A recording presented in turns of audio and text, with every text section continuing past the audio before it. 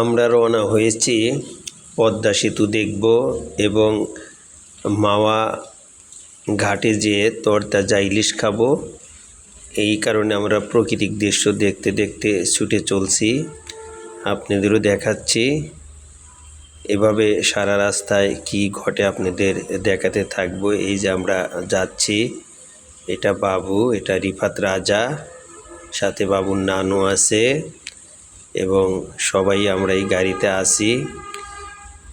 আপনারা দেখতে থাকেন আমরা কিভাবে পদ্মা ব্রিজ যাই। এই যে আমরা চলে আসছি একটা সুন্দর একটা জায়গা, এটা হলো মুন্সিগঞ্জের শ্রীপুর, বিশাল পুকুর, তার পাশে এই ঘাটলা, খুবই ভালো লাগছে।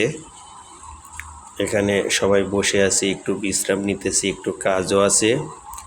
এইখানে আমরা কাজ সেরে তারপরে আমরা পদ্মা সেতু দেখার উদ্দেশ্য রওনা দিব। এই যে আমরা রওনা দিছি, আর কিছুক্ষণের মধ্যেই আমরা হয়তো যাব। প্রতিটি দৃশ্য দেখতে থাকি।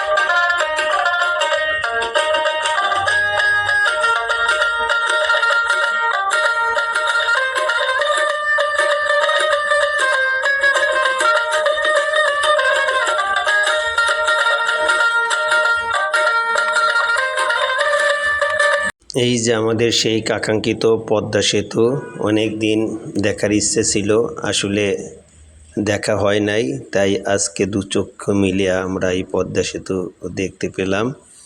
আপনারাও দেখেন, আসলে উপর থেকে ওইভাবে সেতু দেখা যায় না, কিন্তু তার আশেপাশে দেখা যায়। যে দেখতে থাকেন।